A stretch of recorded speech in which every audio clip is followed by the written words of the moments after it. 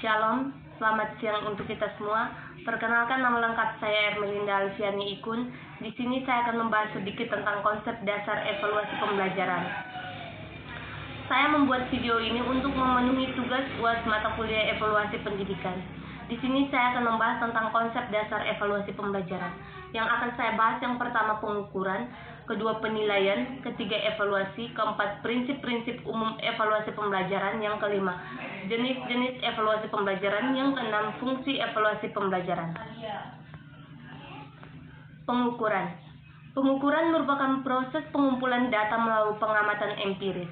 Proses pengukuran ini dilakukan untuk menaksir apa yang telah diperoleh peserta didik setelah mengikuti kegiatan pembelajaran selama waktu tertentu. Pengukuran dalam bidang pendidikan erat kaitannya dengan tes dan non-tes. Pengukuran juga merupakan proses pemberian angka atau usaha memperoleh deskripsi numerik dari suatu tingkat di mana seorang peserta didik telah mencapai karakteristik tertentu. Pengukuran yang bersifat kuantitatif dibedakan menjadi 3 macam, yaitu yang pertama, pengukuran untuk tidak menguji sesuatu, misalnya, penjahit mengukur panjang lengan baju. Yang kedua, pengukuran untuk menguji sesuatu, misalnya, pengukuran untuk daya tahan perbaja terhadap tekanan berat.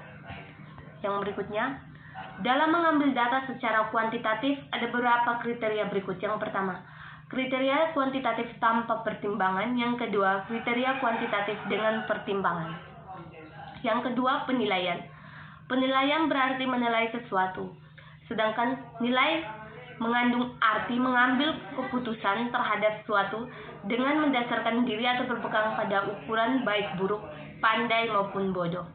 Yang berikutnya, menurut Mardip tahun 2004, ada 2 macam acuan yang dapat digunakan untuk melakukan penilaian, yaitu acuan norma dan acuan kriteria. Acuan norma berasumsi bahwa kemampuan seseorang berbeda serta dapat digambarkan menurut kurva distribusi normal. Sedangkan acuan kriteria berasumsi bahwa apapun bisa dipelajari semua orang, namun waktunya bisa berbeda. Yang ketiga, evaluasi. Evaluasi adalah suatu proses yang sistematis, bersifat komprehensif, yang meliputi pengukuran, penilaian, analisis, dan interpretasi informasi atau data untuk menentukan sejauh mana peserta didik telah mencapai tujuan pembelajaran. Yang di samping itu, evaluasi pada hakikatnya merupakan suatu objek proses pembuatan keputusan penilai suatu objek.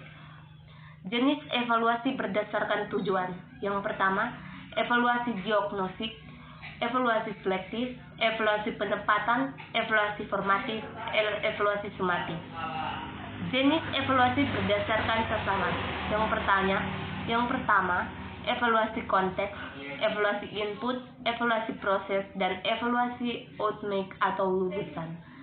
Yang berikutnya, jenis-jenis evaluasi berdasarkan lingkup kegiatan. Yang pertama, evaluasi program pembelajaran. Yang kedua, evaluasi transformasi. Yang ketiga, evaluasi hasil pembelajaran.